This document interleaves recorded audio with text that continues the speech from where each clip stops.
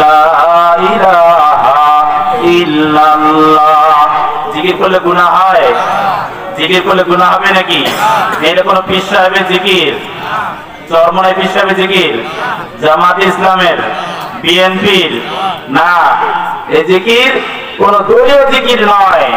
এজন্য আমরা জবান করে বলি লা ইলাহা ইল্লাল্লাহ, লা ইলাহা ইল্লাল্লাহ, সুবহানাল্লাহ, আলহামদুলিল্লাহ, লা ইলাহা ইল্লাল্লাহ, লা ইলাহা ইল্লাল্লাহ, লা ইলাহা ইল্লাল্লাহু মুহাম্মাদুর রাসূলুল্লাহ সাল্লাল্লাহু আলাইহি ওয়াসাল্লাম। আপনার আমার সামনে যখন কোন ব্যক্তির সামনে আল্লাহর রাসূলের নাম উচ্চারণ করা হয়, প্রত্যেকটা মাহফিলে তো যান, কম বেশি যান না? একটা মাহফিল থেকে একটা করে যদি আমি শিক্ষা নিতাম, জীবনে কম করে 20টা মাহফিল শুনছি আমরা, শুনি নাই? কিন্তু একটা মাহফিল থেকে, গতকালকেও মাহফিল শুনেছেন, গত কয়েকদিন আগে আবরারুল হক আসিফ ভাই আসছিলেন, সেখানেও গিয়েছেন, সেখান থেকে কি শিক্ষা নিছি?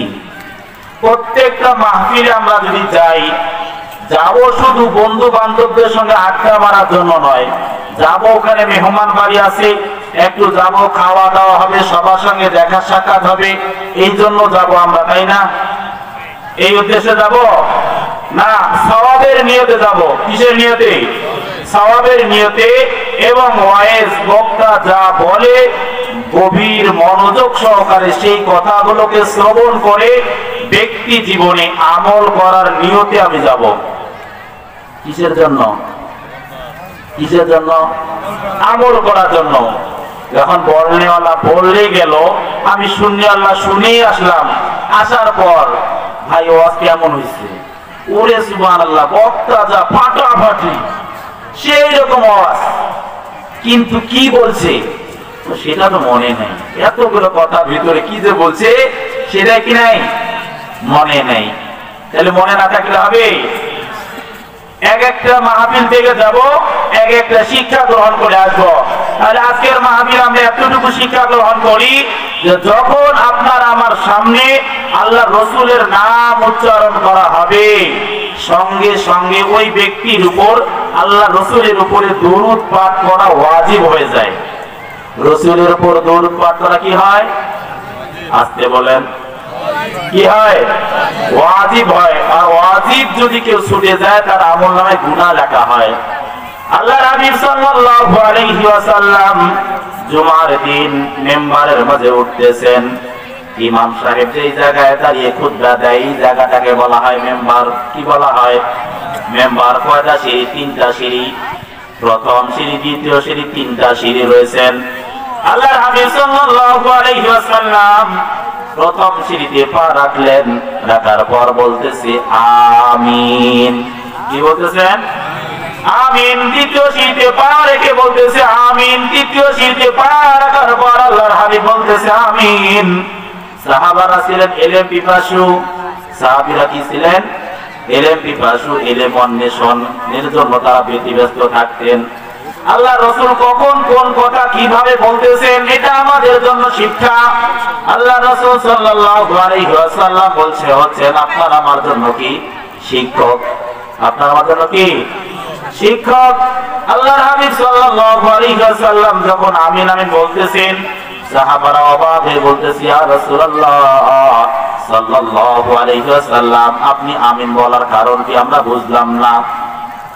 আল্লাহর হাবিব সাল্লাল্লাহু আলাইহি ওয়াসাল্লাম বলেন, আমি যখন প্রথম সিঁড়িতে পা রাখলাম, সেই সময় জিবরাইল আলাইহিস সালাতু ওয়াস সালাম আমার কানের মাঝে এসে পড়ে গেল, ধ্বংস হয়ে যাক ওই ব্যক্তি, ধ্বংস হয়ে যাক ওই ব্যক্তি যেই ব্যক্তির সামনে আপনি রাসূলের নাম উচ্চারণ করা হয়, অথচ সে ব্যক্তি আপনার উপর দরুদ পাঠ করে না। আল্লাহ রাসূল বলতেছেন, সেই সময় আমি বলেছিলাম আমিন। আমরা দোয়ার সময় কি বলি বলেন দেখি, আস্তে বলেন, জবান সবাই চালু রাখেন, কি বলি? আমিন। হুজুর বলতেছে আল্লাহ এই এলাকাবাসীর সকলের জীবনের গুনাহ মাফ করে দেন। আমরা পিছন থেকে কি বলি? কি বলি? আমিন। অর্থাৎ আল্লাহ তাআলা হুজুর যা বলেছে এই কথাটা হুজুরের জন্য, আমাদের জন্য, সকলের জন্য তুমি কবুল করো। আমরা পিছন থেকে সাপোর্ট দেই, আল্লাহ তাআলা তুমি কি করো? কবুল করো, ঠিক কিনা? কথা বলেন না, কি বলেন? আমিন। অর্থাৎ আল্লাহ তাআলা হুজুর যা বলেছে এই কথাটাকে তুমি কবুল করো। আল্লাহর হাবিব বিশ্ব নবী রাহমাতাল লিল আলামিন আপনার আমার জন্য দোয়া করতেছে। জিবরাইল আলাইহিস সালাতু ওয়াস সালাম মানুষ না ফেরেশতা? জিবরাইল কি মানুষ না ফেরেশতা? ফেরেশতা খায়, ঘুমায়, হ্যাঁ, তারা বিয়ে শাদী করে, তাদের কোন কাম ভাব আছে? তারা কোন গুনাহ করে? তারা কোন গুনাহ করে না। সেই জিবরাইল আলাইহিস সালাতু ওয়াস সালাম দোয়া করতেছে ধ্বংস হয়ে যাক ওই ব্যক্তি যে ব্যক্তির সামনে আপনার নাম উচ্চারণ করা হয় অথচ সে ব্যক্তি দরুদ পাঠ করে না। আল্লাহ রাসূল তখন জিবরাইলের দোয়ার প্রেক্ষিতে বলতেছেন আমিন। তাহলে যে ব্যক্তি দোয়া করতেছে সেও নিষ্পাপ, আর যে আমিন বলতেছে সেও নিষ্পাপ। এজন্য সম্মানিত হাজির, আজকে থেকে শিক্ষা গ্রহণ করি, যখন যে অবস্থায় আপনি আমি থাকি, অপবিত্র ছাড়া পবিত্র অবস্থায় যখন আমি থাকবো, আপনার আমার সামনে যখন রাসূলের নাম উচ্চারণ করা হবে সংক্ষিপ্ত আকারে এতটুকু দরুদ আপনি আমি পড়ব সাল্লাল্লাহু আলাইহি ওয়াসাল্লাম। বলতে পারবো না? সবাই জবান করে সাল্লাল্লাহু আলাইহি ওয়াসাল্লাম, সাল্লাল্লাহু আলাইহি ওয়াসাল্লাম, সাল্লাল্লাহু আলাইহি ওয়াসাল্লাম। সকলে বলি সাল্লাল্লাহু আলাইহি ওয়াসাল্লাম, সাল্লাল্লাহু আলাইহি ওয়াসাল্লাম। আল্লাহর হাবিব সাল্লাল্লাহু আলাইহি ওয়াসাল্লাম বলেন, কেউ যদি একবার দরুদ শরীফ পাঠ করে আল্লাহ রাব্বুল আলামিন ওই ব্যক্তির আমলনামায় 10টা রহমত নাজিল করেন। কয়টা? এই দরুদ পড়তে কি দরুদ ওযু করতে হবে?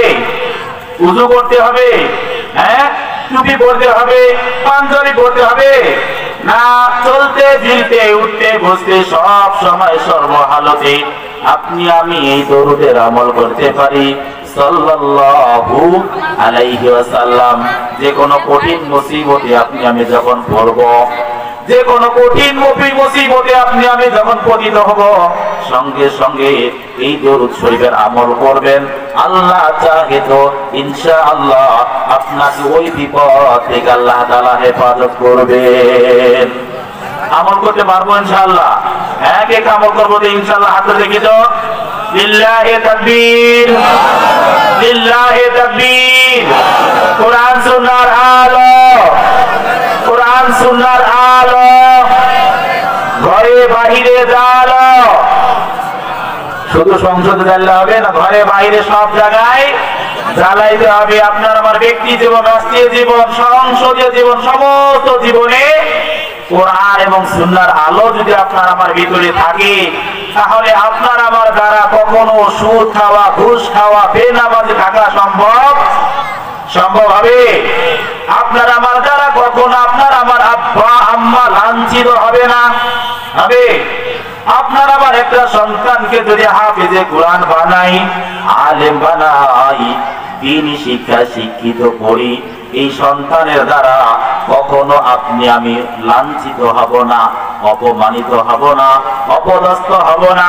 এই সন্তানের ওসিলায় আল্লাহ রাব্বুল আলামিন আপনার আমার দুনিয়া এবং আখিরাতে উভয় জাহানে রাব্বুল আলামিন আপনার আমার সম্মান বাড়িয়ে দিবেন। বলে সুবহানাল্লাহ।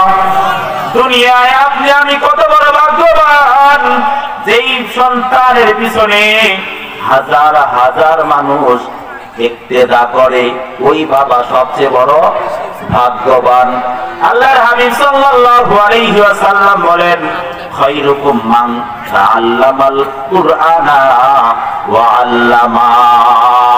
তোমাদের মধ্যে সবচেয়ে উত্তম ওই ব্যক্তি, পৃথিবীর যতগুলো মানুষ রয়েছে সকলের চেয়ে ওই ব্যক্তি উত্তম যে ব্যক্তি কোরআনুল কারীম পড়ে এবং অন্যকে শিক্ষা দেয় সেই ব্যক্তি সবচেয়ে উত্তম। চিল্লায় বলি সুবহানাল্লাহ।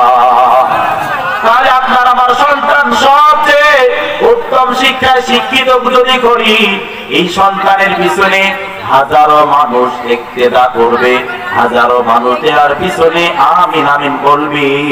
এই সন্তান আপনার আমার জীবদ্দশায় এবং মৃত্যুর পর দৈনন্দিন 5 ওয়াক্ত নামাজ আদায় করে আপনার আমার জন্য এই দোয়া করবে, রব্বির হামহুমা কামা রাব্বায়ানি সগীরা। ঠিক না? আপনি আমি সর্বশেষ কতবার কখন দোয়া করেছি স্মরণ নাই, ঠিক না? কিন্তু 5 ওয়াক্ত যারা নামাজি, এই নামাজি বান্দা কখনো এই দোয়া কখনো ভুলে যায়। এজন্য নিজেও একজন বাবার সন্তান, ওই বাবার জন্য নিজেকে আদর্শবান সন্তান হিসাবে নিজেকে প্রতিষ্ঠিত করতে হবে। আমার মৃত্যুর পর আমার সন্তান যেন আমার জন্য এই দোয়া করে। এই জন্য আপনাকে আমাকে সন্তানকে দ্বীনি শিক্ষায় শিক্ষিত করতে হবে। মাদ্রাসায় দিবেন, আলেম বানাবেন, হাফেজ বানাবেন। এই সন্তান যখন হাফেজ হবে, আলেম হবে, এই সন্তান কোরআনুল কারীমের আয়াত পড়বে। আল্লাহ রাব্বুল আলামিন বলেছেন, ওয়া কাযা রাব্বুকা আল্লা তা'বুদু ইল্লা ইয়াহু ওয়া বিল ওয়ালিদাইনি ইহসানা। আল্লাহ রাব্বুল আলামিন কোরআনুল কারীমের মাঝে ঘোষণা করেছেন, ও বান্দা, ও আমার বান্দি, আমি আল্লাহ রাব্বুল আলামিন রায় দিলাম, ফয়সালা করলাম, আমি আল্লাহ রাব্বুল আলামিনের ইবাদত করার পর তোমরা তোমাদের আব্বা এবং আম্মার ইবাদত করবে।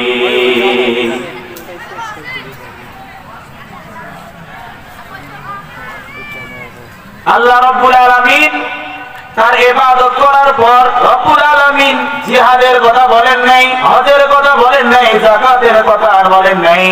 আল্লাহ তাআলা বলতেছে, বান্দা, আমার ইবাদতের পর তোমরা তোমাদের মা বাবার আনুগত্য করবে। কার আনুগত্য করবে? কার? আপনারা জানেন চুপ আছে, বাইরে মানুষ ভাবতেছে ভিতরে মনে কোনো মানুষ নাই, হুজুর একা একা না কেমনে চিল্লাইতেছে।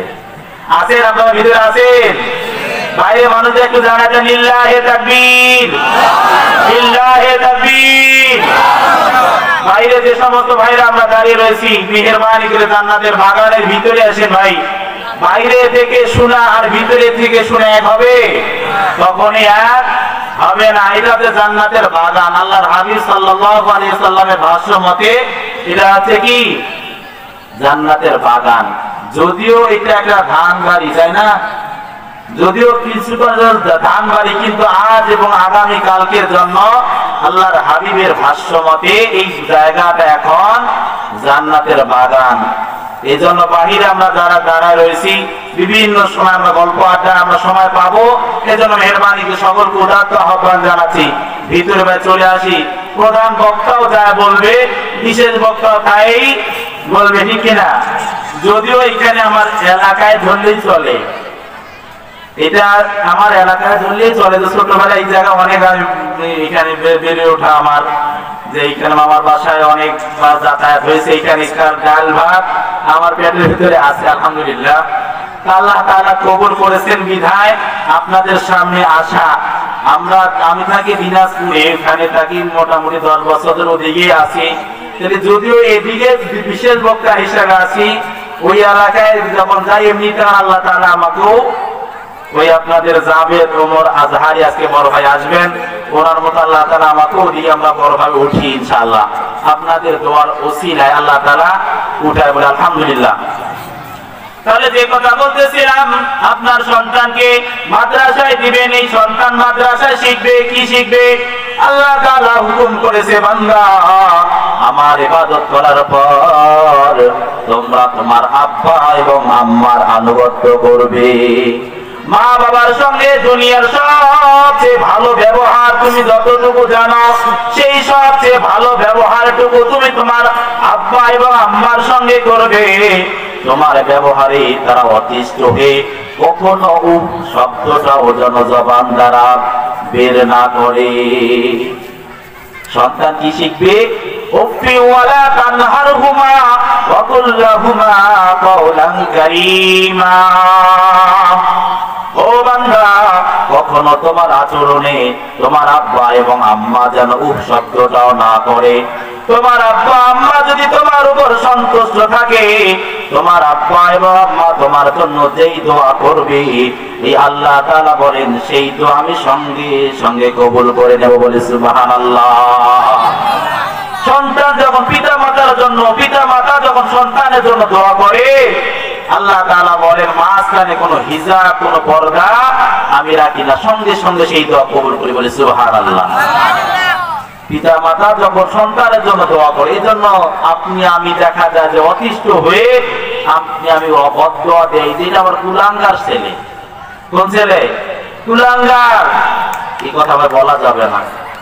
সন্তানের জন্য নেক দোয়া করতে হবে। আপনার আমার দোয়া আল্লাহ তাআলা 100% কবুল করবেন।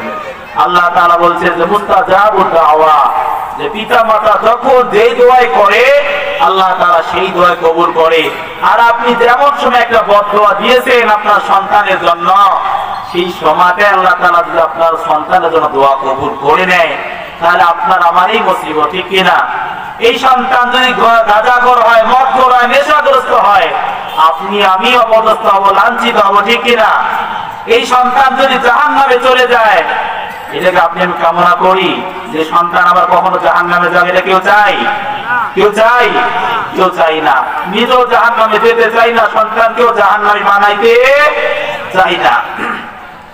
সেজন্য সম্মানিত ভাইরা আমার, আল্লাহ তাআলা আদেশ করেছেন তোমরা তোমার পিতা মাতার সঙ্গে সবচেয়ে ভালো ব্যবহার করবে। তাদেরকে ধমক দিবে না, কখনো তাদেরকে ধমক দিবে না। সবচেয়ে উত্তম ভালো ব্যবহার তাদের সঙ্গে করবে। পিতা মাতা যদি তোমার উপর রাজি আর খুশি সন্তুষ্ট হয়ে থাকে, ওই সন্তানের ভাগ্য সুপ্রসন্ন হওয়ার জন্য, ভাগ্যের উন্নতির জন্য আব্বা এবং আম্মার একটা দোয়াই যথেষ্ট। বলি সুবহানাল্লাহ। এজন্য আব্বা আম্মাকে কখনো অবহেলা করব না। আর আপনার যদি কোনো সন্তান আলেম থাকে, এই সন্তানের দ্বারা কখনো তো বেয়াদবি কল্পনাও করা যায় না। আল্লাহ রাব্বুল আলামিনের হাবিব পয়গম্বর আরবি সাল্লাল্লাহু আলাইহি ওয়াসাল্লাম বলেন, আব্বা আম্মার দোয়া কখনোই আল্লাহ তাআলা বিফলে দেয় না। আল্লাহ রাসূল সাল্লাল্লাহু আলাইহি ওয়াসাল্লামের জামানায় হযরত ওয়াইস কুরুনী রাহমাতুল্লাহি আলাইহি জন্মগ্রহণ করেছেন। ইয়ামান দেশের করন নামক এলাকায় তেনার বাড়ি।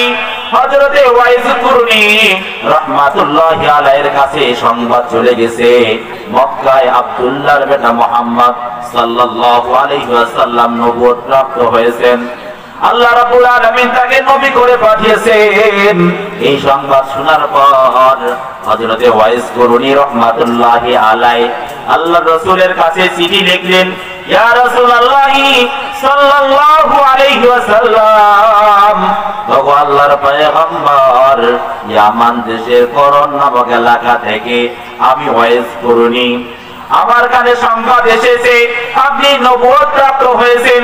ইয়া রাসূলুল্লাহ, আমি আপনার কাছে যেতে চাই।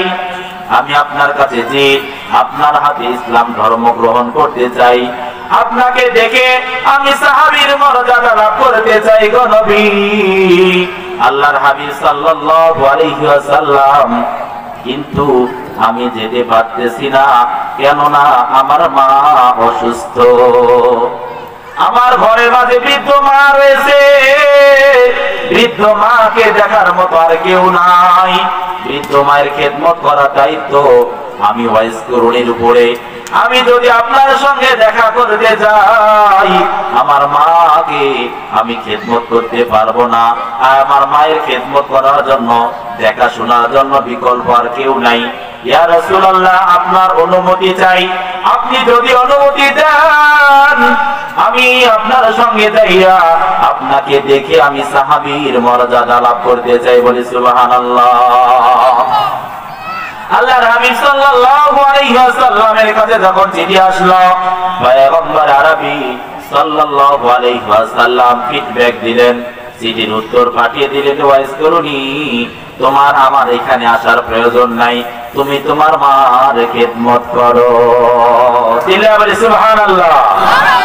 সাহাবীর মর্যাদা থেকে বঞ্চিত করে মায়ের খেদমতের জন্য আদেশ দিয়েছেন কে? আপনার আমার হাবিব সাল্লাল্লাহু আলাইহি ওয়াসাল্লাম বলছেন, আমার খেদমত করার জন্য আমার কাছে দেখে সাহাবীর মর্যাদা লাভ করতে হবে না, তুমি তোমার মার খেদমত করো। সাহাবী তাকে বলা হয়, সাহাবী কাকে বলা হয় কেউ জানি? সাহাবী ওই ব্যক্তিকে বলা হয় যে ব্যক্তি ঈমান সহকারে, এটাও আজকের শিক্ষা, সাহাবী ওই ব্যক্তিকে বলা হয় যে ব্যক্তি ঈমান নিয়ে, ঈমান সহকারে মুসলিম হয়ে আল্লাহর নবীকে স্বচক্ষে দেখেছেন। কি নিয়ে? কি নিয়ে? ঈমান নিয়ে স্বচক্ষে আল্লাহর নবীকে দেখেছেন এবং ঈমান নিয়ে মৃত্যুবরণ করেছেন। অনেক সাহাবী ঈমান এনেছিল, পরবর্তীতে তারা মুনাফিক হয়ে গেছেন। পরবর্তীতে কি হয়েছে? মুনাফিক হয়েছে। এই মুনাফিককে সাহাবী বলা হবে না। এজন্য যে ব্যক্তি ঈমান নিয়ে আল্লাহর নবীকে স্বচক্ষে দেখেছে এবং ঈমান নিয়ে আবার মৃত্যুবরণ করেছে, এই সমস্ত ব্যক্তিকে বলা হয় কি? সাহাবী। এবার বলেন দেখি সাহাবী কাকে বলা হয়? আওয়াজ দেন, সবাই আওয়াজ দেন, জবানটা চালু করেন, তাহলে মনে থাকবে সাহাবী কাকে বলা হয়। যে ব্যক্তি ঈমান নিয়ে আল্লাহর নবীকে দেখেছেন এবং ঈমান নিয়ে মৃত্যুবরণ করেছেন। বলেন, আস্তে বলেন, চুপচাপ রয়েছেন, থাকলে হবে না। এতটুকু কথা বলেন, যে ব্যক্তি ঈমান সহকারে আল্লাহর নবীকে দেখেছেন। বলেন, যে ব্যক্তি ঈমান সহকারে, আস্তে বলেন, আল্লাহর নবীকে দেখেছেন এবং ঈমান নিয়ে মৃত্যুবরণ করেছেন, সেই ব্যক্তিকে বলা হয় কি? সাহাবী। শিক্ষা পাইছে আজকে? এক নম্বর শিক্ষা কি পাইছিলাম? দরুদের আমল, মনে আছে? এক নম্বর শিক্ষা কি? দরুদের আমল। যখন যে হালে থাকি না কেন সব সময় আল্লাহর রাসূলের উপরে দরুদ পাঠ করব।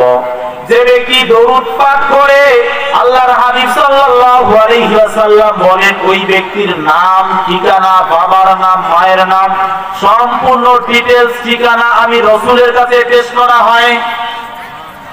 সুবহানাল্লাহ বলবেন না? না বাসা যাইয়া বলেন। আপনার নাম, বাবার নাম, মায়ের নাম সহকারে আল্লাহর নবীর কাছে পৌঁছানো হয়। ইয়া রাসূলুল্লাহ, নীলফামারী জেলার ইমলা উপজেলার পচারহাট কুটিপাড়ার আব্দুর রহিমের ছেলে আব্দুল মালিক আজকে আপনার উপর 10 বার দরুদ পাঠ করেছে। আজকে বলে সুবহানাল্লাহ। আপনার নাম কার সামনে উচ্চারণ করতেছে? কার সামনে? আসমান এবং জমিনের সবচেয়ে শ্রেষ্ঠ মহামানব পয়গম্বর আরবি সাল্লাল্লাহু আলাইহি ওয়াসাল্লামের সামনে আপনার নাম উচ্চারণ করা হয়। অন্য হাদিসের মাঝে পড়েছিলাম, আল্লাহর হাবিব বলেন, কোন ব্যক্তি শোয়ার সময় কেউ কোন ব্যক্তি যদি দৈনন্দিন 10 বার আল্লাহর রাসূলের উপর দরুদ পাঠ করে, আল্লাহ রাব্বুল আলামিনের হাবিব সাল্লাল্লাহু আলাইহি ওয়াসাল্লাম এমন একটা সময় দেখা যাবে আল্লাহ রাব্বুল আলামিনের হাবিব স্বপ্ন যোগে ওই ব্যক্তির সঙ্গে সাক্ষাৎ করবে, বলে সুবহানাল্লাহ। শোয়ার সময় যখন ঘুমাইতে যাব, দুনিয়া সমস্ত কাজ কাম বাদ দিয়ে যখন ঘুমাইতে যাব, ঘুমানোর পূর্বে 10 বার দরুদ শরীফের আমল করব। শুয়ে শুয়ে কয়বার? যদি দৈনন্দিন আমল করতে পারি, আল্লাহ রাসূলের মহব্বতে আমল করতে পারি, আল্লাহ চাহে তো স্বপ্ন যোগে আল্লাহর নবী আপনার সঙ্গে দেখা করবে, বলে সুবহানাল্লাহ। তাহলে এক নম্বর আমল দরুদ শরীফের আমল। আমরা আমল করতে রাজি আছি ইনশাআল্লাহ?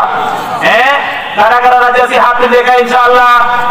মনে থাকবে ইনশাআল্লাহ, স্মরণ থাকবে। কি করব? শোয়ার সময় আল্লাহ রসুলের উপর 10 বার দরুদ পাঠ করে এরপরে ঘুমাবো। রাজি আছি ইনশাআল্লাহ? আল্লাহ তাআলা কবুল করুন।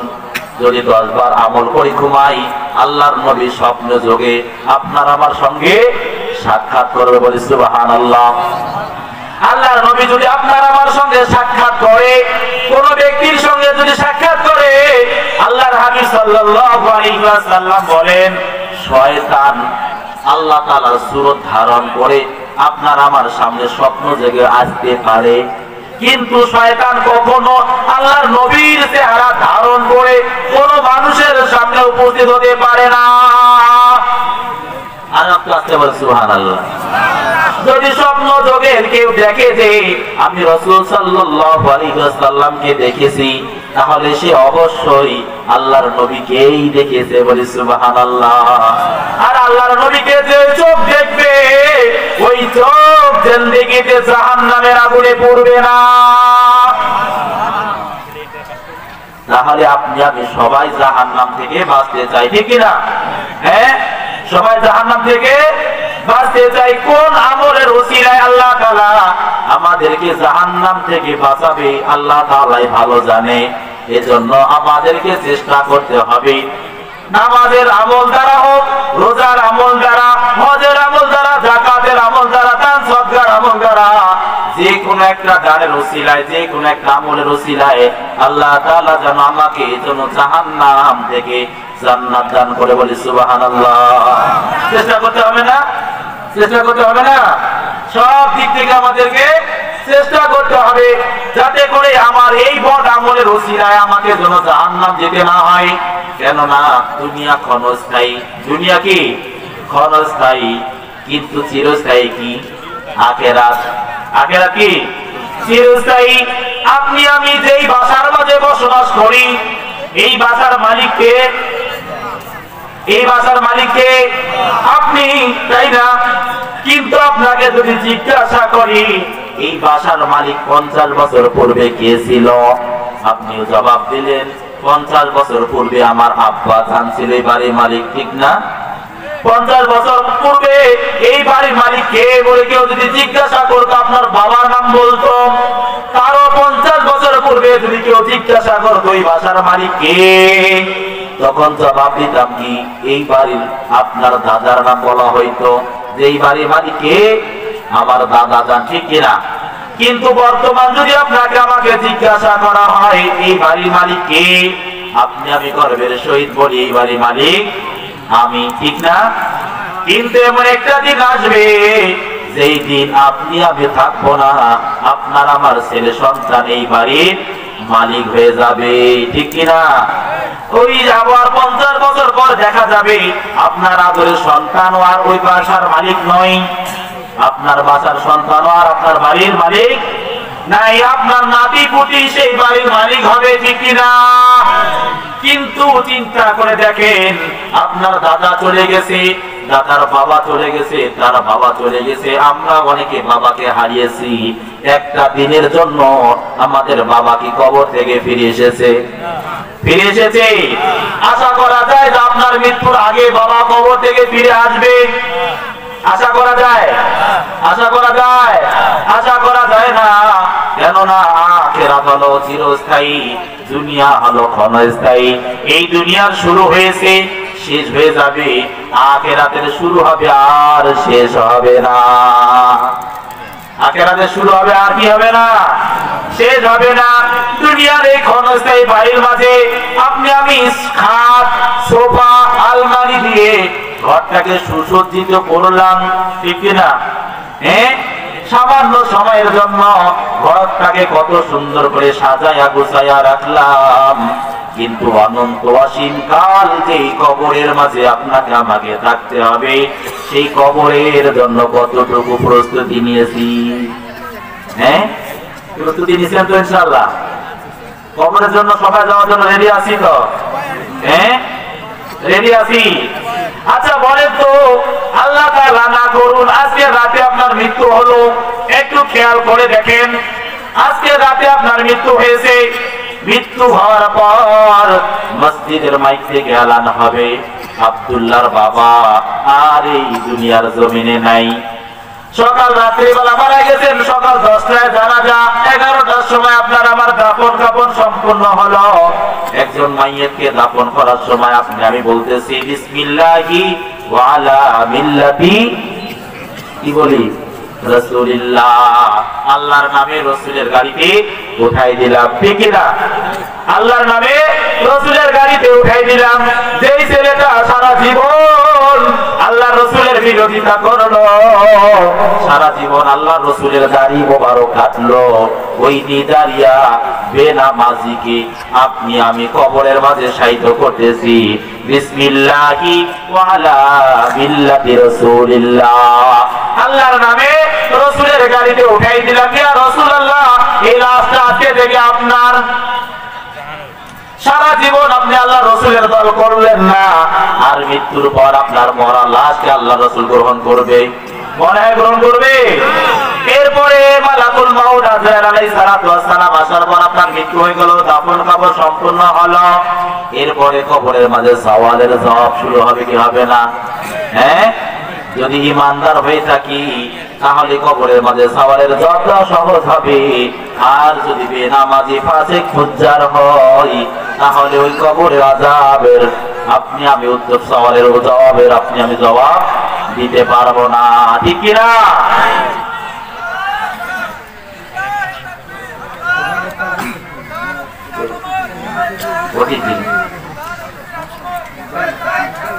লিল্লাহি তাকবীর, লিল্লাহি তাকবীর। মাওলানা রমজান আলী সাহেবের আগমন, মাওলানা রমজান আলী সাহেবের আগমন, আজকের মাহফিলের প্রধান অতিথির আগমন, আজকের মাহফিলের পক্ষ থেকে, কুটিপাড়াবাসীর পক্ষ থেকে লিল্লাহি তাকবীর, লিল্লাহি তাকবীর। তো যাও, এই কথা বলছিলাম, 1 নম্বর আমল কি দিয়েছিলাম বলেন দেখি? 1 নম্বর আমল কি দিয়েছিলাম? কিসের আমল? আরে সুবহানাল্লাহ, প্রধান অতিথি সাহেব আছেন, ওনাকে দেখতে পারবেন, সামনে বলবে, সমস্যা নাই। কিন্তু আমলটা কি দিয়েছিলাম? 1 নম্বর আমল কি বলেন? দরুদ শরীফের আমল। আমরা আর আমল করবো ইনশাআল্লাহ। লিল্লাহি তাকবীর। 2 নম্বর আপনি আমি শিখতেছিলাম সাহাবী কাকে বলে, ঠিক না? সাহাবী কাকে বলা হয়? যে ব্যক্তি আল্লাহ রাসূল সাল্লাল্লাহু আলাইহি ওয়াসাল্লামকে ঈমান সহকারে দেখেছেন এবং ঈমান নিয়ে মৃত্যুবরণ করেছেন, ওই ব্যক্তিকে বলা হয় সাহাবী। আর প্রত্যেকটা সাহাবী আল্লাহর জান্নাতে যাবে, বলে সুবহানাল্লাহ। সে যদি এক ওয়াক্ত আমলও করতে না পারে, কোন ব্যক্তি ফজর নামাজের পর ইসলাম ধর্ম গ্রহণ করে, আল্লাহর রাসূলকে স্বচক্ষে দেখে এবং জোহরের আগে, জোহরের নামাজ পড়ার পূর্বে সেই ব্যক্তি যদি মৃত্যুবরণ করে, মাঝখানে 1 ওয়াক্ত নামাজের সুযোগ পাইছেন? 1 ওয়াক্ত নামাজের সুযোগ পায় নাই। এইরকম একজন সাহাবীকে যদি এক পাল্লায় উঠায় দেওয়া হয়, তাম দুনিয়ার পীর বুজুর্গ ওলি আউলিয়া, এমনকি আব্দুল কাদের জিলানী রাহমাতুল্লাহি আলাইহিও যদি এক পাল্লায় উঠায় দেওয়া হয়, তবু ওই সাহাবীর পাল্লা ভারী হয়ে যাবে। বাড়িতে যাইয়া বলে সুবহানাল্লাহ। তামাম পৃথিবীর যতগুলো পীর বুজুর্গ ওলিয়া আউলিয়া রয়েছে, সবাইকে যদি এক পাল্লায় উঠায় দেওয়া হয়, আর ওই একজন সাহাবী, যে সাহাবী ফজরের পর ইসলাম ধর্ম গ্রহণ করেছে, জোহরের নামাজের আগে 1 ওয়াক্ত নামাজও পড়তে পারে নাই, এইরকম সাহাবীকে যদি আরেক পাল্লায় উঠায় দেওয়া হয়, তবু সাহাবী পাল্লা ভারী হয়ে যাবে। সুবহানাল্লাহ।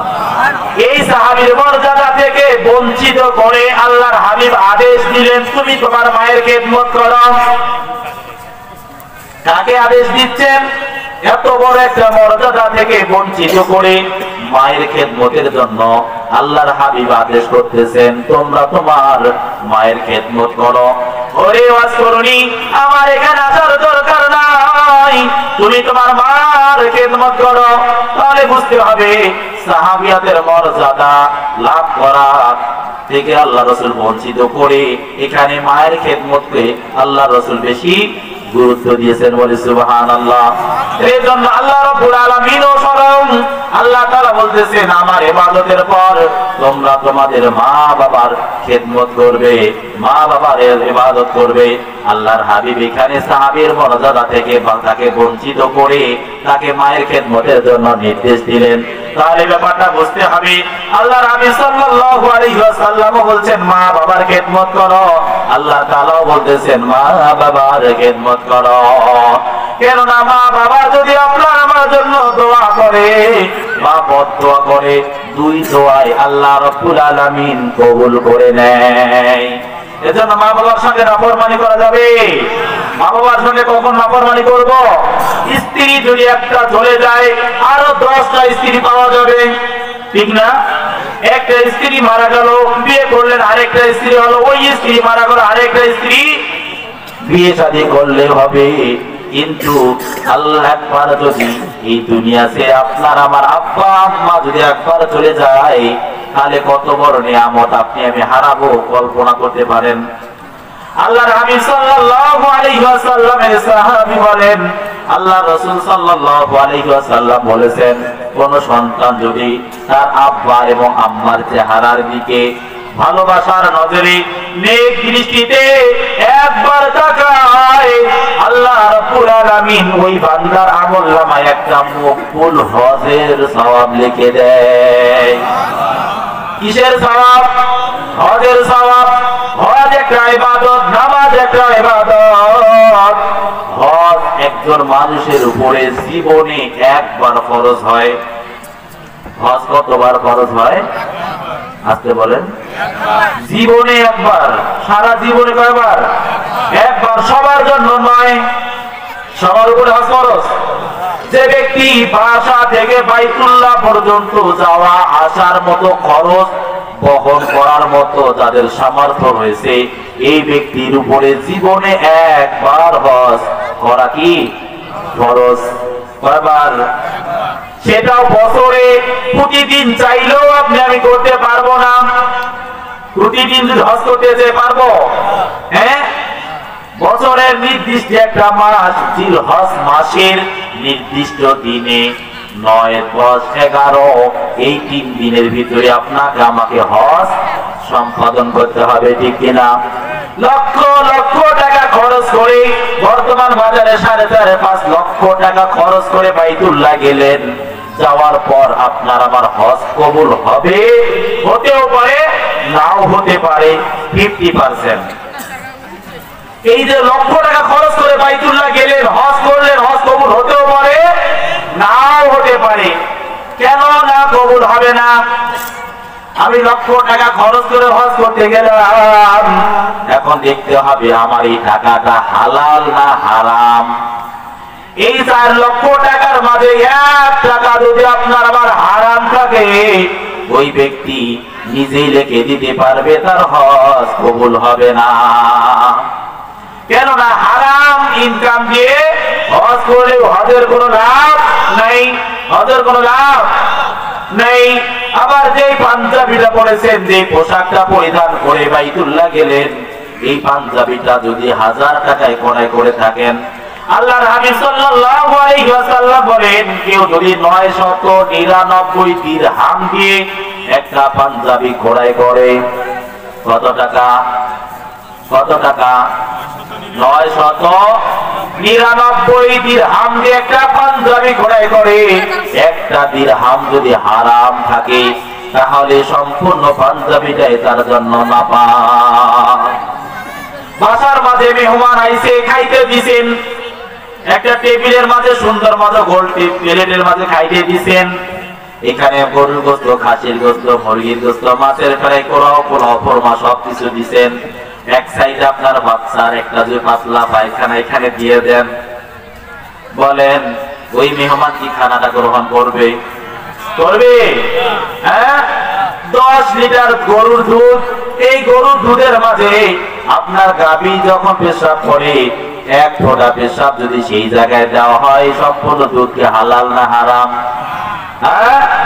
হারাম। তাহলে আপনার আমার যে পাঞ্জাবিটা পরে বাইতুল্লাহর উদ্দেশ্যে রওনা হলাম, ওই পাঞ্জাবিটা যদি হালাল টাকা না হয় বাজান আপনি ধরে নেন আপনার হজ কতটুকু আল্লাহর আরশে আজিমে যাবে।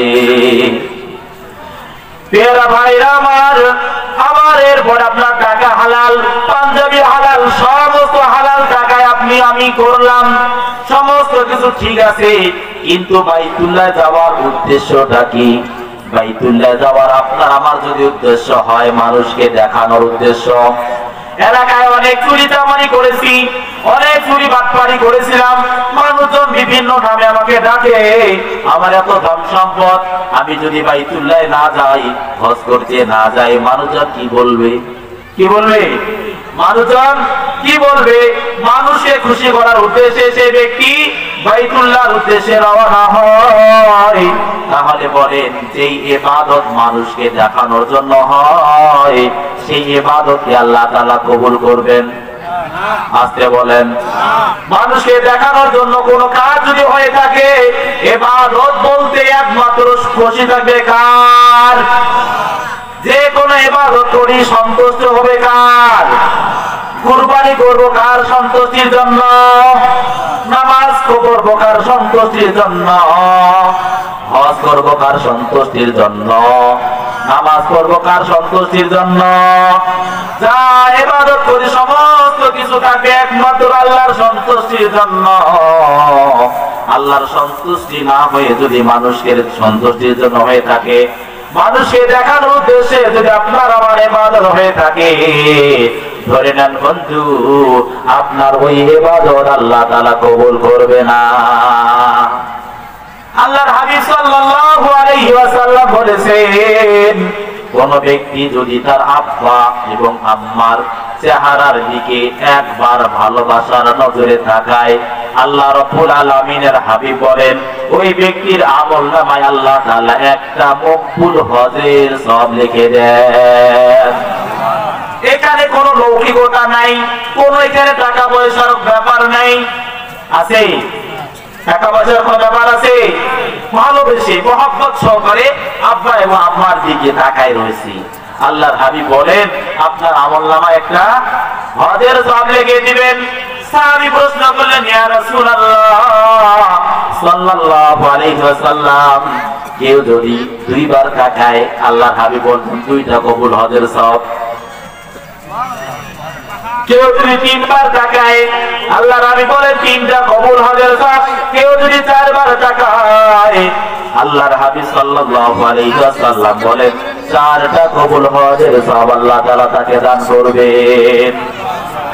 এবার সাহাবী বলেন কেউ যদি 100 বার তাকায়, আল্লাহর হাবিব পয়গম্বর নবী সাল্লাল্লাহু আলাইহি ওয়াসাল্লাম বলেন কেউ যদি 100 বার তাকায়, তাহলে 100 কবুল হজের সওয়াব আল্লাহ তাআলা তাকে দান করেন।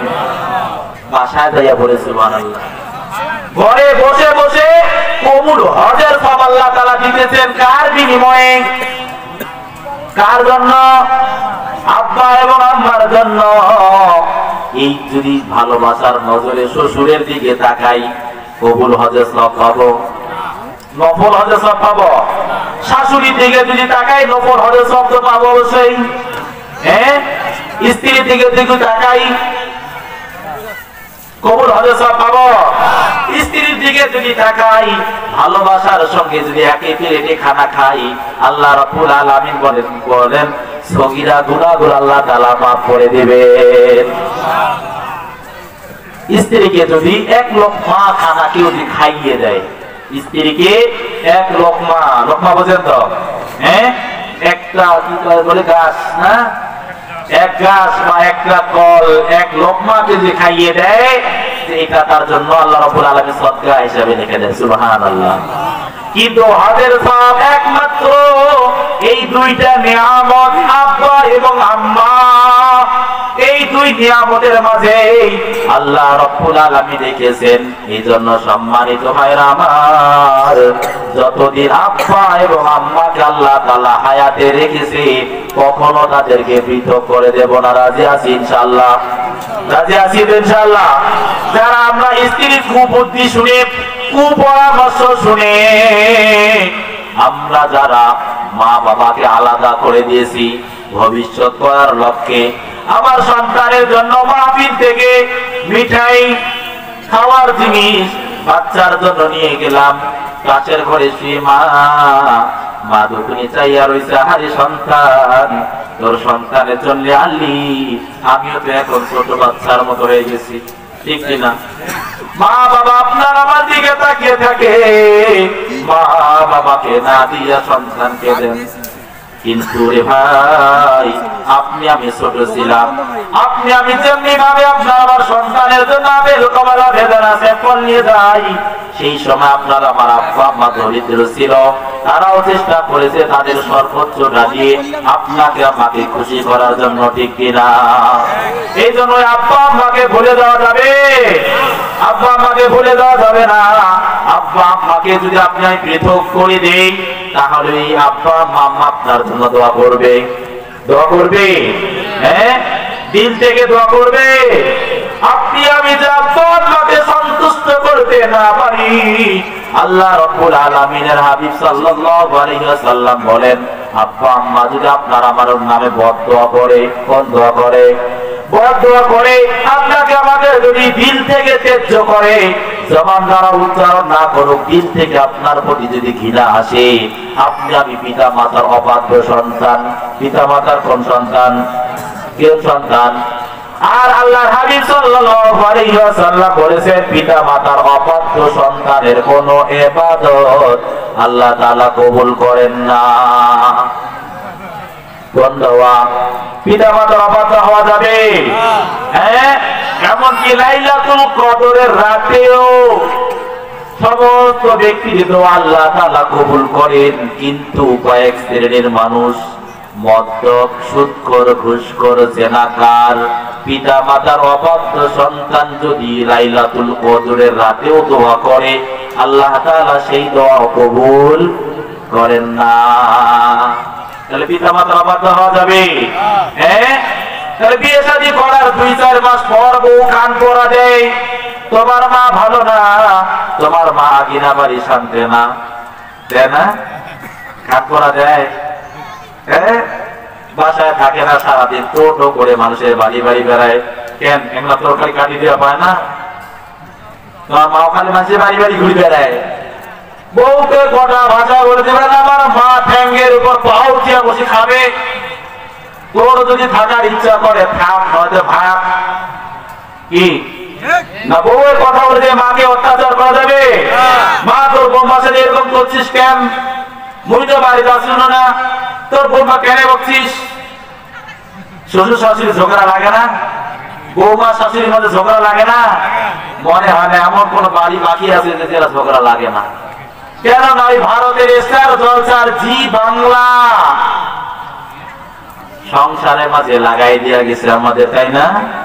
সারাদিন কিভাবে বৌমা শাশুড়ির মাঝে, ননদের মাঝে কিভাবে ঝগড়া ঝাঁটি লাগানো যায় খুব ভালো করে তাদেরকে সারা দিন রাত প্রাইভেট পড়ায়। মাগরিবের সময় একবার ওই চ্যানেল চালু করে, মাগরিবের সময় যারা দেখতে পারেন নাই, এটা কাজা আপনারা যেন আপনার মিস না হয়, সকালবেলা আবার সুযোগ করে দেয়, আবার সকালবেলা দেখেন, ঠিক না? হ্যাঁ, ওইখান থেকে দেখে আপনার আমার স্ত্রী, আপনার আমার পরিবারের সদস্যরা দেখে দেখে তারা শিখে, সেটা বাস্তব জীবনে তারা প্র্যাকটিস করে। বাস্তব জীবনে কি করেন? প্র্যাকটিস করে, তাই না? এজন্য যখন আপনার আমার স্ত্রী আপনার উপর রাগ করবে, মায়ের নামে কখনো যদি অভিযোগ দেয়, পরিবারের সদস্যদের নামে কখনো যদি অভিযোগ দেয়, এই অভিযোগ কখনো কানে নেওয়া যাবে? স্ত্রীর সামনে মাকে কখনো ধামক দেওয়া যাবে না। মা কেন তুমি কথা বলেছিলে? বউ বলবে, বাপের বেটি মুই একটা এবার আইসুম, তাই না? খালি দিন খালি ঝগড়া লাগুক, তোমার বেটা বাড়িতে আসুক, আজ অক্ষণ হয় তোমার বাড়ি থাকবে, নাই ওই বাড়ি থাকি, তাই না? বলে কুড়িবারে মনে হয় বলে না, যেমন চুপচাপ আছে, মনে হয় আপনাদের কমন পড়ছে, কমন পড়ছে বলে আওয়াজ দিয়ে বলে লিল্লাহি তাকবীর, লিল্লাহি তাকবীর। পিছনে বাইরে একদম চুপচাপ, লিল্লাহি তাকবীর। কোরআন সুন্নাহর আলো। তাহলে সম্মানিত ভাইরা আমার, আব্বা আম্মাকে কখনো অবহেলা করা যাবে না। স্ত্রীর কথা অনুযায়ী আব্বা আম্মাকে পৃথক করে দেওয়া যাবে না, আলাদা করা যাবে না। আমরা যারা স্ত্রীর কুপরামর্শ অনুযায়ী স্ত্রীর খারাপ বুদ্ধি শুনে আব্বা এবং আম্মাকে আলাদা করে দিয়েছি, আগামীকাল থেকে আবার আব্বা আম্মার সঙ্গে একসঙ্গে খানা খাওয়া যাবে না। যাবে? কারা কারা রাজি আছি? লিল্লাহি তাকবীর। হাত তুলে দেখা, লিল্লাহি তাকবীর। আল্লাহ তাআলা সকলের হাত তুলে কবুল করুন, আল্লাহুম্মা আমিন। তাহলে যে কথা বলতেছিলাম হযরত ওয়াইস করুনি রাহমাতুল্লাহি আলাইহির মায়ের খেদমতের জন্য আল্লাহ রাসূল সাল্লাল্লাহু আলাইহি ওয়াসাল্লাম তাকে সাহাবীর মর্যাদা থেকে বঞ্চিত করে আল্লাহর নবী বিশ্ব নবী রাহমাতুল লিল আলামিন মা বাবার খেদমতের জন্য নির্দেশ দিলেন। মায়ের খেদমত করার ফলে মায়ের দোয়ার ওসিলায় ওয়াইস করুনির এত বড় মর্যাদা আল্লাহ তাআলা বাড়িয়ে দিয়েছেন। সাহাবী হতে পারেন নাই ঠিক আছে, কিন্তু সাহাবীদের মধ্যে 10 জন ব্যক্তি জান্নাতের সুপারিশ প্রাপ্ত, সার্টিফিকেট প্রাপ্ত সাহাবী রয়েছেন, যারা দুনিয়ার মাঝে আল্লাহ তাআলা তাদেরকে জান্নাতের সার্টিফিকেট দিয়েছেন। 10 জন ব্যক্তি, আশারায়ে মুবাশশারার 10 জন সাহাবীকে আল্লাহ তাআলা জান্নাতের সার্টিফিকেট লিখে দিয়েছেন। তাদের মাঝে অন্যতম হযরতে ওমর রাদিয়াল্লাহু তাআলা আনহু, ঠিক না? হযরতে ওমর রাদিয়াল্লাহু তাআলা আনহুকে আল্লাহর নবী বিশ্ব নবী রাহমাতুল লিল আলামিন ডেকে ডেকে বলছেন, হে ওমর, কোন একটা সময় আমার দেশের করণ নামক এলাকা থেকে ওয়াইস নামক এক ব্যক্তি তোমার এই মদিনার তারা ব্যবসার উদ্দেশ্যে আসবে, তুমি যদি তাদেরকে পাও তাহলে তার কাছ থেকে দোয়া চেয়ে নিবে। কাকে বলতেছেন? জান্নাতের সার্টিফিকেট প্রাপ্ত সাহাবী, সেই সাহাবীকে আল্লাহর রাসূল নির্দেশ দিচ্ছেন যে যখন তুমি আমার দেশের করণ নামকের বাসিন্দা ওয়াইস কুরনিকে পাবে তখন তার কাছ থেকে তুমি দোয়া চেয়ে নিবে।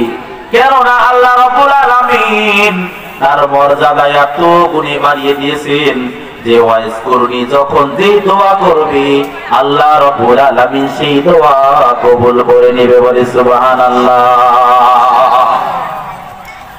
প্রিয় হাজিরিন, কখনো স্ত্রীর কথা অনুযায়ী মাকে বাবাকে ধমক দেব, ধমক দেব, মা বাবার কথায় বিরক্ত হব। আপনি আমি যখন ছোট্ট ছিলাম মাকে বাবাকে বারবার প্রশ্ন করেছিলাম, মা ওই পাখিটার নাম কি?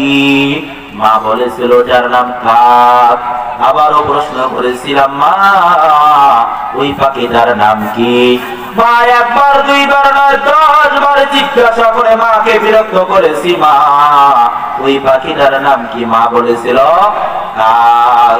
কিন্তু আজকে আপনি আমি বড় হইয়া এমন অবস্থা, মা একবারের জায়গায় 2 বার যদি কথাটা জিজ্ঞাসা করে বাবা কি বললি বুঝতে পারি নেই, তখন ধমক দিয়া বলে, কান কি তোর কথা শোনা পাস না? কি বলে?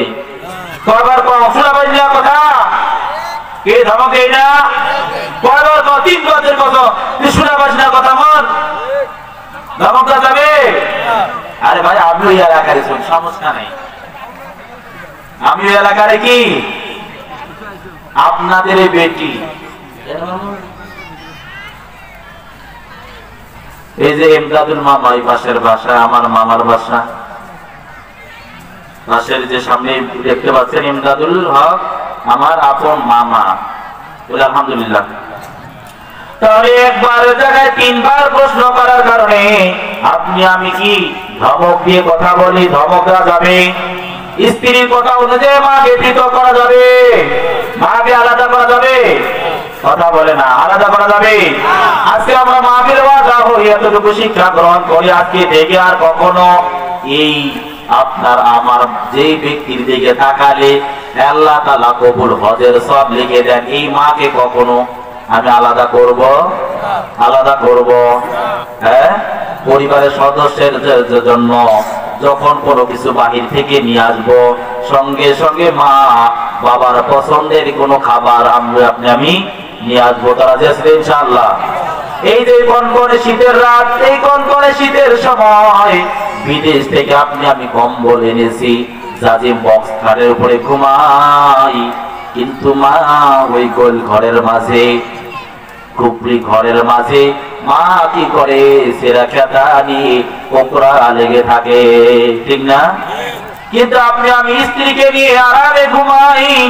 এইরকম নাফরমান সন্তান আমাদের সমাজে আছে না নাই? এরকম নাফরমানি করা যাবে না।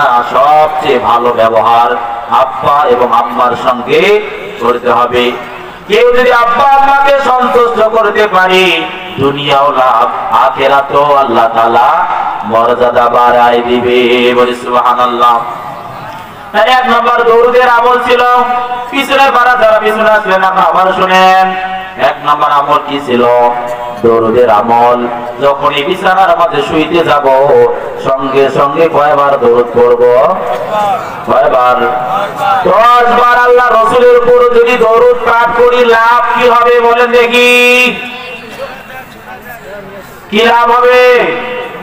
স্বপ্ন যোগে আল্লাহর নবী, বিশ্ব নবী আপনার আমার সঙ্গে সাক্ষাৎ করবে। বলি সুবহানাল্লাহ। 2 নম্বরে শিখেছিলাম সাহাবী কাকে বলে? সাহাবী কাকে বলে?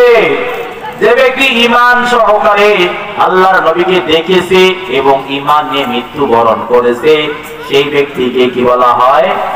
সাহাবী বলা হয়।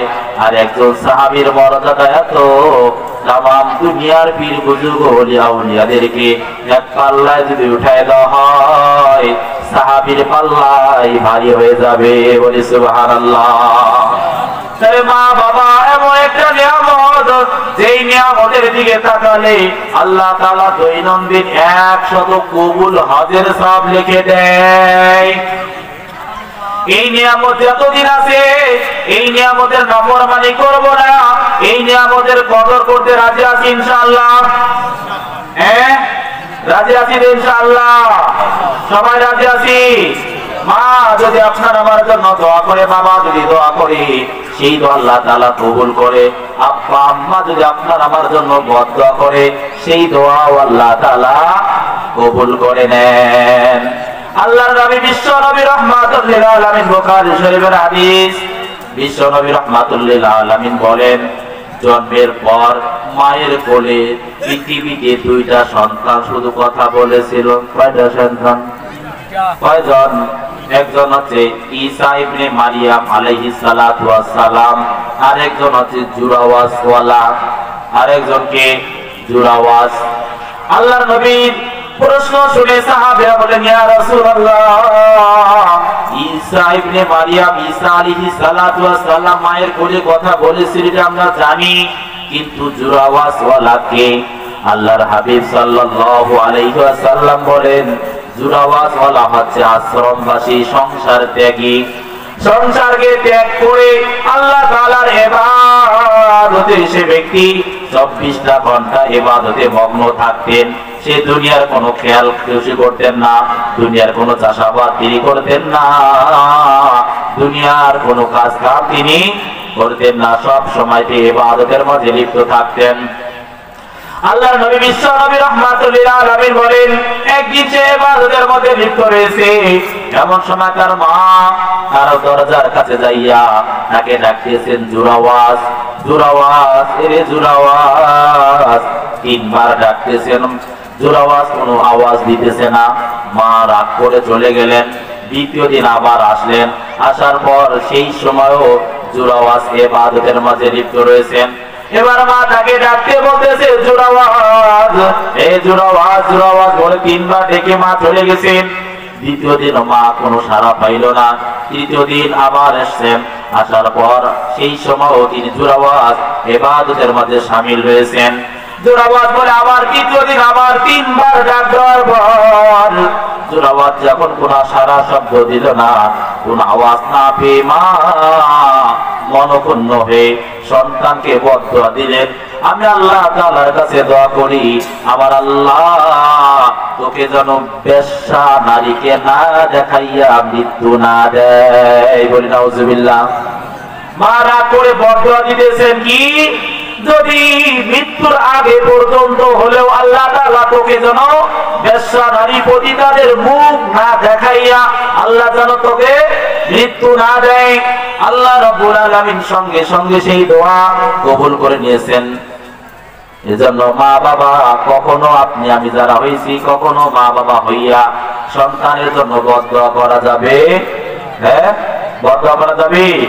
সব সময় ভালো দোয়া করতে হবে আল্লাহ তাআলার কাছে। এতটুকু বিরক্ত হয়ে বলেন, আল্লাহ তাআলা তোকে হেদায়েত দিক, আল্লাহ তাআলা তোকে কি দিক? হেদায়েত দিক। আল্লাহ তাআলা যদি হেদায়েত দেয় আমার সন্তান ভালো হবে, আমার সন্তান দুনিয়া আর আখিরাত উভয় জাহানে কামিয়াবি লাভ করবে, ঠিক কিনা? ঠিক কিনা?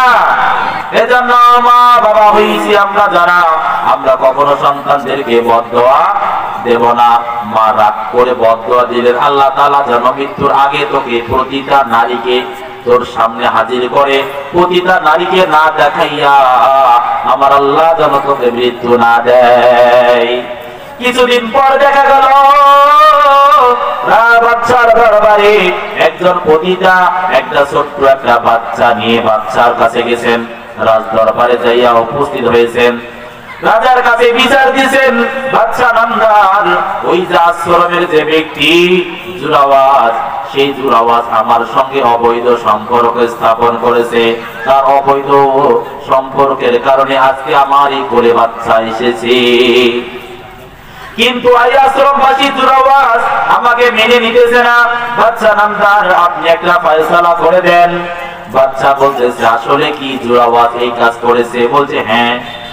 বাচ্চা বলতেছে আমরা জানি সে খুবই ভালো, সে সেখান থেকে বাইরে কোনো বের হয় না, কখনো বাইরে কোনো কাজ কাম করে না, সারাক্ষণ আল্লাহ বিল্লাহ করে, আল্লাহর ইবাদত বন্দেগীতে সে লিপ্ত থাকে।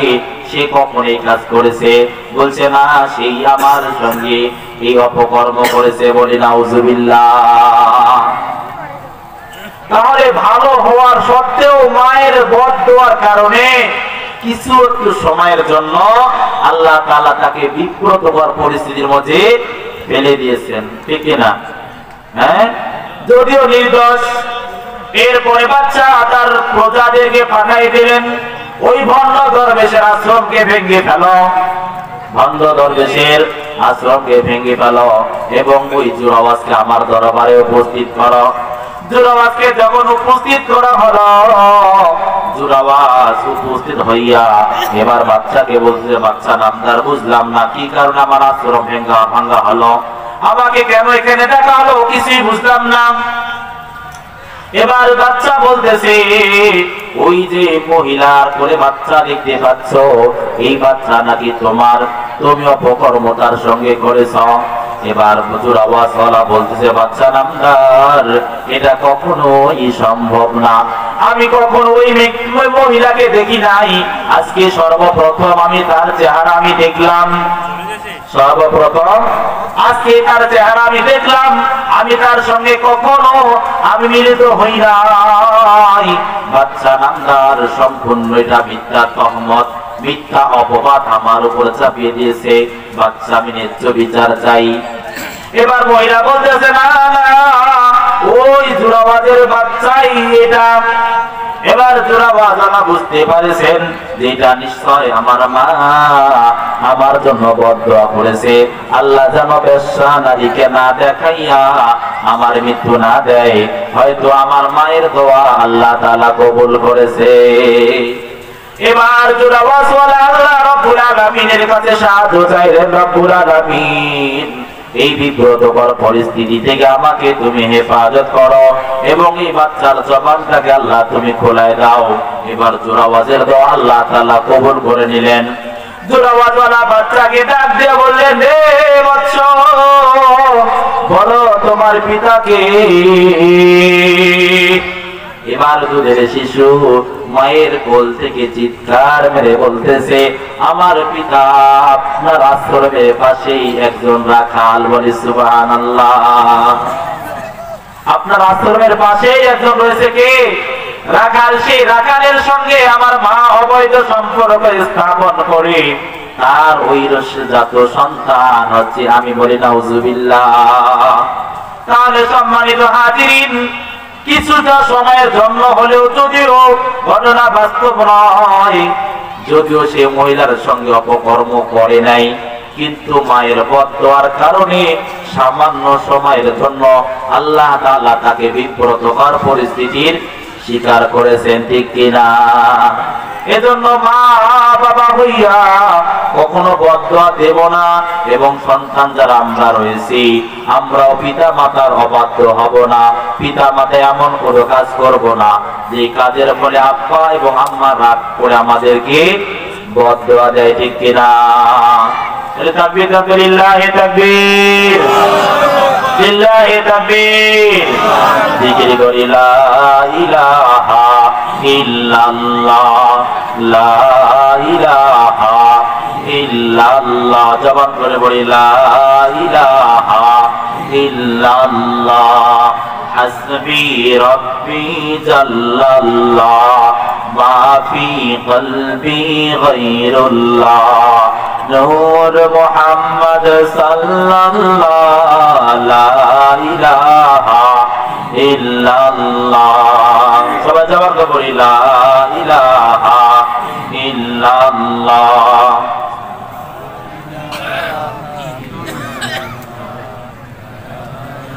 লা ইলাহা ইল্লাল্লাহ। কোরআনে মাহফিল আইছেন না? হ্যাঁ, জবানটা খোলার জিকির করে লাভ আছে, জবানটা খোলালেই লাভ আছে। সবাই বলি সুবহানাল্লাহ, আলহামদুলিল্লাহ, লা ইলাহা ইল্লাল্লাহ, সুবহানাল্লাহ, আলহামদুলিল্লাহ, লা ইলাহা ইল্লাল্লাহ, লা ইলাহা ইল্লাল্লাহ, মুহাম্মাদুর রাসূলুল্লাহ। সকলে পড়ি সাল্লাল্লাহু আলাইহি ওয়াসাল্লাম। আল্লাহর হাবিব সাল্লাল্লাহু আলাইহি ওয়াসাল্লাম বলেছেন, লা ইউমিনু আহাদুকুম হাত্তা আকুনা হাব্বা ইলাইহি মিন ওয়ালিদিহি ওয়া ওয়ালাদিহি ওয়ান নাসি আজমাইন। পয়গম্বর আরবি সাল্লাল্লাহু আলাইহি ওয়াসাল্লাম বলেন, তুমি ততক্ষণ পর্যন্ত মুমিন হতে পারবে না, তুমি ততক্ষণ পর্যন্ত মুমিন মুসলমান ইমানদার হতে পারবে না, যতক্ষণ না পর্যন্ত তোমার পিতা, তোমার মাতা, তোমার ভাই, তোমার সন্তান, এমনকি তোমার নিজের জানের চেয়েও আমি রাসূলকে বেশি মহব্বত করতে পারবে না, ততক্ষণ পর্যন্ত তুমি পরিপূর্ণ ইমানদার হতে পারবে না। কতক্ষণ? যতক্ষণ পর্যন্ত নিজের বাবার চেয়ে, নিজের মায়ের চেয়ে, নিজের জানের চেয়ে বেশি মহব্বত কাকে করতে পারবো না, আল্লাহর নবীকে বেশি ভালোবাসতে পারবো না, ততক্ষণ পর্যন্ত আপনি আমি নিজেকে মুমিন বলে দাবি করতে পারবো না। কিন্তু আপনি আমি সবাই ইমানদার দাবি করি। সবাই কি? সবাই মুমিন দাবি করি না? সবাই কি মুমিন, মুসলমান, নিজেকে ইমানদার বলে দাবি করি। কিন্তু আল্লাহর হাবিব সাল্লাল্লাহু আলাইহি ওয়াসাল্লাম বলেছেন, তুমি ততক্ষণ ইমানদার বলে দাবি করতে পারবে না যতক্ষণ নিজের জানের চেয়ে বেশি নবীকে মহব্বত করতে পারবে না, নিজের বাবার চেয়ে বেশি মহব্বত করতে পারবে না। আচ্ছা, আপনি আমি কি নিজের বাবার চেয়ে আল্লাহর নবীকে বেশি মহব্বত করতে পারি? আপনি আমি কি নিজের বাবার চেয়ে নবীকে বেশি মহব্বত করি? নিজের বাবার চেয়ে বেশি মহব্বত করি? হ্যাঁ, কথা বলে না। আপনার আমার বাবাকে কেউ যদি গালি দেয় কষ্ট লাগে কি লাগে না? লাগে। আপনার বাবাকে কেউ যদি গালি দেয়, চোর বলে, ডাকাত বলে কেউ যদি গালি দেয়, চরিত্রহীন, ক্যারেক্টারলেস বলে কেউ যদি গালি দেয়, সহ্য করবেন? হ্যাঁ, তাকে কি করবেন? শরীরের সমস্ত শক্তিকে উজাড় করে তাকে প্রতিহত করার চেষ্টা করবে, ঠিক কিনা? কথা বলে না? তাহলে আল্লাহর হাবিব সাল্লাল্লাহু আলাইহি ওয়াসাল্লামকে যখন কেউ ব্যঙ্গ করে, আল্লাহর নবীকে নিয়ে কেউ যখন কটূক্তি করে, আল্লাহর নবীকে নিয়ে কেউ যখন মিথ্যা মন্তব্য করে, তখন আপনার আমার কি করা উচিত? কি করা উচিত? চুপচাপ ফেসবুকে একটু কমেন্টে লেখা, তার ধ্বংস হোক, তার এই করি সেই করবো ইত্যাদি করলে ব্যাস আমার দায়িত্ব শেষ, তাই না? আমার দায়িত্ব শেষ? হ্যাঁ, নবীর যে ব্যক্তি কটূক্তি করবে, নবীকে কেউ যদি ব্যঙ্গ চিত্র করে, সেই সময় এলাকায় আপনি আমাকে খুঁজে পাওয়া যায় না, মিছিলে অন্তত যাই আমি যাইতে পারি না। কেন যাই না?